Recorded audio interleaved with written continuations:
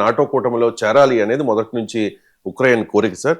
So Putin దీన్ని చాలా వ్యతిరేకించారు. ఉక్రెయిన్తో యుద్ధానికి దిగిన పరిస్థితి 3.5 ఏళ్లకు పైగా ఉక్రెయిన్ రష్యా యుద్ధం జరుగుతోంది. ఇప్పుడు ఉక్రెయిన్ చెప్తోంది సార్ నాటోలో చేరాలన్న కోరికను వదులుకుంటూ ఉన్నాము అని చెప్పేసి. సో ఒక రకంగా చెప్పాలంటే రష్యా డిమాండ్ నెరవేరినట్టే. సో పుతిన్ రష్యా ఉక్రెయిన్ యుద్ధాన్ని ఆపేస్తాడా? టూ లిటిల్ టూ లేట్ అంటారే అది. అంటే మీకు మహాభారతంలో దుర్యోధనుడు డైలాగ్ ఉంటుంది, తనది కానిది తన దగ్గర లేనిది అంటాడు. సో ఇప్పుడు ఉక్రెయిన్ దగ్గర ఉన్నదా నాటో? లేదు. తనది కానిది తన దగ్గర లేనిది తాను వదులుకుంటున్నాడు. అది ఏమున్నది దానివల్ల? అసలు తన దగ్గర లేదు, తనది కాదు, ఇక వదులుకుంటే వదులుకోకపోతే ఇట్ మేక్స్ నో డిఫరెన్స్ కదా. సో అందువల్ల అసలు ఉక్రెయిన్ నాటోలో చేరడం అనేది ఇప్పటిది కాదు. వాస్తవం మీరు అన్నట్లు నాటోలో చేరటానికి ఉక్రెయిన్ చేసిన ప్రయత్నమే ఈ యుద్ధానికి కారణం. నాటోలో చేరటానికి ఉక్రెయిన్ ప్రయత్నం చేసింది, కానీ నాటోలోని 7 మెంబర్స్ అంగీకరించలేదు. ఈవెన్ ఫ్రాన్స్, జర్మనీ లాంటి దేశాలకు కూడా ఇది ప్రమాదకరం, రష్యాను ప్రొవోక్ చేయడం అవుతుంది అని అభ్యంతరాలు వ్యక్తం చేశాయి. కొన్ని కంట్రీస్ అయితే ఉదాహరణకు Hungary, Slovenia, Slovakia, Belgium, Spain ఇలాంటి దేశాలు వ్యతిరేకించాయి.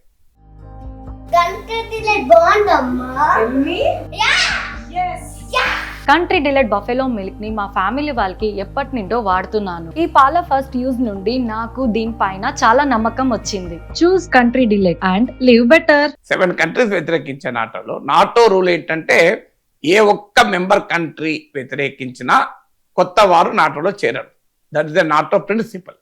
అందువల్ల నాటోలో ఉక్రెయిన్ చేరలేకపోయింది, కానీ చేరాలని చేసిన ప్రయత్నాలు యుద్ధానికి కారణమయ్యాయి. ఎందుకంటే రష్యా వాదన, ఇటీవల ట్రంప్ కూడా అంగీకరించాడు పుతిన్ వాదన కరెక్టే అని. తన పొలిమేరల దాకా నాటో బలగాలు వచ్చి కూర్చుంటే ఎవరైనా ఎదుకొప్పుకుంటాడు అన్న ట్రంపే. తన ప్రత్యర్థి సైన్యాలు వచ్చి తన పొలిమేరల దాకా వచ్చి కూర్చుంటే ఒప్పుకుంటాడా అని అన్నాడు. కరెక్ట్ ట్రంప్ చెప్పింది. ఎందుకంటే క్యూబాలో సోవియట్ యూనియన్ మిసైల్స్ పెట్టినప్పుడు అప్పుడు అమెరికా ఏకంగా క్యూబాను నావల్ బ్లాకేడ్ చేసింది. అణుయుద్ధం వైపు దశకు కూడా బ్రింక్ ఆఫ్ న్యూక్లియర్ వార్ ప్రపంచం వచ్చింది. అప్పుడు అమెరికా సోవియట్ యూనియన్ల మధ్య అగ్రిమెంట్ కుదిరి సోవియట్ విత్డ్రా అయింది. అందువల్ల అమెరికా పొలిమేరల వరకు సోవియట్ అనుక్షిపణలు వస్తానంటే అమెరికా అంగీకరించలేదు కదా. అలాగే ఎనీ స్ట్రాంగ్ నేషన్, బలమైన దేశం ఏది తన పొలిమేరల్లో తన ప్రధాన ప్రత్యర్థి వచ్చి కూర్చుంటా అంటే అంగీకరించదు. ఇది పుటిన్ మొదటి నుంచి చెప్తున్నాడు. ఇటీవల ట్రంప్ కూడా ఇది కరెక్ట్ అని సర్టిఫికేట్ కూడా ఇచ్చేశాడు. అందువల్ల ఆ యుద్ధం మొదలైంది. అప్పుడే కనుక ఈ మాట నాటో ఉక్రెయిన్ చెప్పుకుంటే అసలు యుద్ధమే వచ్చేది కాదేమో. కానీ అది ఇప్పుడు 3 ఏళ్ల తర్వాత యుద్ధ భూమిలో ఓడిపోయాక, తాను 20% భూభాగాన్ని కోల్పోయాక తనది కానిది తన దగ్గర లేనిది తాను వదులుకుంటున్నట్టుగా చెప్తున్నాడు. సో ఒక శాకాహారి వెళ్ళి కాశీకి వెళ్ళి చికెన్ వదిలేశాడట. అలా ఉంది జెలెన్స్కీ వ్యవహార సరళి. ఆ కాశీకి వెళ్తే ఏదో ఒకటి వదలాలి. ఎందుకు వదలాలి? కాశీకి వెళ్ళడం అనేది ఒక ఈ ఇహపర సుఖాలను వదులుకొని ఆ దేవునిలో ఐక్యమయ్యే దిశగా ఇంద్రియాలను జయించేటువంటి ఒక గొప్ప కార్యం. ఇంకెంతకాలం ఈ జీవితం, ఇంకా ఈ కోరికలతో ఎంతకాలం బతుకుతావు? ఒక్కొక్క కోరికను త్యజించడం, ఒక్కొక్క బంధాన్ని త్యజించడం కనుక నీకు అత్యంత ఇష్టమైనది వదులుకోమని చెప్తారు. That is the essence. So అక్కడికి వెళ్ళాలంటే ఒక్కొక్కటి వదులుకోవాలి. నీకు అత్యంత ఇష్టమైనది వదులుకోవాలి. ఏం చేస్తున్నారు వెళ్ళినోళ్ళు? తనకు అత్యంత ఇష్టమైనది వదులుకుంటలేరు. తామకు ఎన్నడూ తినంది, తమ వద్దగర దొరకంది, తాము ఏడాదిలో ఒక్కసారి కూడా తినంది ఏరి వదిలేసుకుంటున్నారు. ఎందుకంటే అది ఎలాగో దొరకదు, వదిలేద్దామని. అంటే మనిషి ఏ రకంగా స్వార్థం ఉంటాడు చూడండి. అందుకే శాకాహారి కాశీకి వెళ్ళి చికెన్ వదులుకోవడం. ఇప్పుడు సామెత లేనట్టు తెలుగులో ఒక సామెత సృష్టించవచ్చు మనం. శాకాహారి కాశీకి వెళ్ళి చికెన్ వదులుకున్నాడట. స్ట్రిక్ట్ వెజిటేరియన్ కాశీకి వెళ్ళి చికెన్ వదిలేశాడు నాలంటోడు. సో నేను కాశీకి వెళ్తే చికెన్ వదిలేసొచ్చు, నాకు చికెన్, మటన్, ఫిష్ అన్ని వదిలేస్తా, ఎందుకంటే నేను స్ట్రిక్ట్ వెజిటేరియన్. సో అందువల్ల నేను అన్ని వదిలేస్తా, బ్రహ్మాండం కదా, నాకేం ప్రాబ్లం లేదు, ఇప్పుడే వదిలేస్తున్నా. ఆ కాశీ మహాదేవునికి కోసం నేను చికెన్, మటన్, ఫిష్ వదిలేస్తా అంటే ఉపయోగం ఉంటుందా? సో అది జెలెన్స్కీ చెప్తున్నది. ఇక ఎందుకు జెలెన్స్కీ మాట అంటున్నాడు? చాలా వ్యూహాత్మకంగా అంటున్నాడు.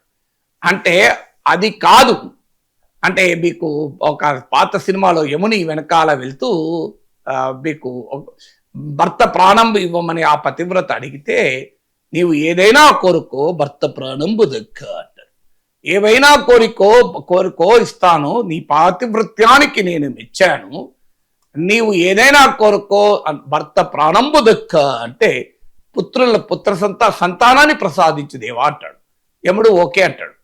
ఇంకెక్కడ ఓకే, నా భర్త ప్రాణం నాకు రిటర్న్ ఇస్తే తప్ప సంతానం వేడికలు వస్తుంది, పతివ్రతాశిరం మనకి భర్త లేకుండా సంతానం ఎలా సాధ్యమవుతుంది అంటాడు. ఎవడు దొరికిపోతాడు అక్కడ. యమున్నే ఇరకాటంలో పెట్టిన భారతీయ మహిళ పతివ్రత. సో ఇప్పుడు జెలెన్స్కీ కూడా బహుశా ఈ భారత పౌరాణిక కథలు విన్నాడేమో నా డౌట్. ఇప్పుడు ఏమంటున్నాడు, నాటో వద్దంటున్నాడు, కానీ ఏమడుగుతున్నాడు, ఆర్టికల్ 5 తరహా గ్యారంటీలు కావాలంటున్నాడు.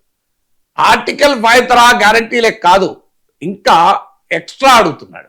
ఆర్టికల్ 5 తరహా గ్యారంటీ అమెరికా నుంచి నాటో అడుగుతున్నాడు. అమెరికా నుంచి ఆర్టికల్ 5 గ్యారంటీ అంటే ఏంటి? Article 5 of North Atlantic treaty organisation NATO ఏం చెప్తుందంటే, ఒక దేశం పైన దాడి జరిగితే అన్ని దేశాలు తమ పైన దాడి జరిగినట్టుగానే భావిస్తాయి. ఒక్క మాటలో చెప్పాలంటే నాటో కూటమి ప్రాణమది, జీవమది. అంటే నాటో అనే పేరు అవసరం లేదు, ఆ ప్రాణం మాత్రం కావాలి అంటున్నాడు. సో దీనికి పుట్టిన అంగీకరిస్తాడు. మీరు అడిగారు క్వశ్చన్, నాటో డిమాండ్ను జెలెన్స్కీ వదులుకుంటున్నాడు గనక, నాటో అనే అంశంపైనే రష్యా యుద్ధం మొదలుపెట్టింది గనక ఇప్పుడు ఇక పుటిన్ శాంతికి ఒప్పుకుంటాడా అంటే ఫండమెంటల్ పాయింట్ ఏంటి, నాటో వదులుకున్నాడు, భర్త ప్రాణంబు దక్క అన్నందుకు భర్త ప్రాణం అవసరం లేదు, సంతానం కావాలన్నారు. ఇప్పుడు సరిగ్గా జెలెన్స్కీ అదే అడుగుతున్నాడు, నాకు నాటో అవసరం లేదు, కానీ నాటోలో ఉన్న ప్రాణం ఏంటి, ఆర్టికల్ 5. సో నాటోలో ఆర్టికల్ 5 తీసేస్తే ఇంకేం లేదు, మెయిన్గా ఆ ఆర్టికల్ 5 కావాలంటున్నాడు. అంటే అమెరికా నుంచి ఆర్టికల్ 5 తరహా గ్యారంటీలు ఇంకా ఎక్స్ట్రా అంటున్నాడు. ఏంటి, యూరోప్ నుంచి గ్యారంటీలు కావాలి, కెనడా జపాన్ల నుంచి కూడా గ్యారంటీలు కావాలి అంటున్నాడు. దీని కొరకు ఒక డిఫెన్స్ ట్రీటీ కుదరాలి అంటాడు.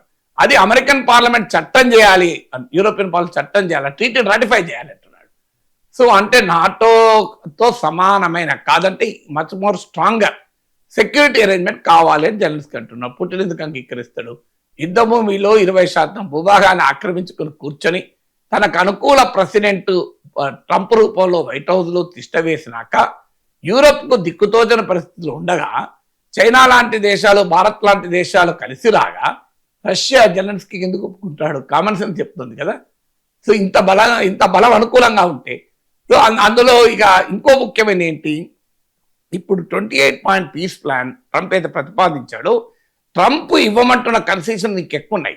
నాటో ఒకటే కాదు, ట్రంప్ ఏమంటున్నాడు, నాటో వదులుకో, ఎంటైర్ డాంబాస్ రీజన్ వదులుకో అంటుంది. ఈస్టర్న్ యుక్రెయిన్ అంటారు డాంబాస్ అంటే. ఆ ఈస్టర్న్ యుక్రెయిన్ మొత్తాన్ని వదిలేసే అంటాడు. 20% ల్యాండ్ వదులుకో. అలాగే రష్యా అడుగుతున్న ఇంకో మూడోది ఏంటి అంటే, ఉక్రెయిన్ ఆర్మీని సైజ్ తగ్గించు. అంటే ఇవన్నిటికన్నా ఇది ఈజీ మెథడ్. ఎందుకంటే తన ఆర్మీ సైజ్ తగ్గించుకోవాలని, ఆ ఉక్రెయిన్ ఆర్మీ సైజ్ తగ్గించుకోవాలని రష్యా డిమాండ్. ఉక్రెయిన్ భూభాగమైన డాంబాస్ను రష్యా ఆక్రమించుకున్నది వదిలేసుకోవాలంటున్నాడు. అందువల్ల ఆ రెండు తన దగ్గర ఉన్నాయి, వదులుకోమంటున్నాడు. మొదలేమో తన దగ్గర ఉన్న ఆర్మీని తగ్గించుకోమంటున్నాడు. తన దగ్గర నిన్నటి వరకు ఉండి నేడు కోల్పోయిన డాంబాస్ను శాశ్వతంగా వదులుకోమంటున్నాడు. ఈ రెండు కన్నా తన దగ్గర లేనిది, తనది కానిది, తనకు వచ్చే అవకాశమే లేని నాటోలో వదులుకుంటాడని జెలెన్స్కీ చెప్తే పుట్టినంత పిచ్చోడా ఎందుకు ఒప్పుకుంటాడని.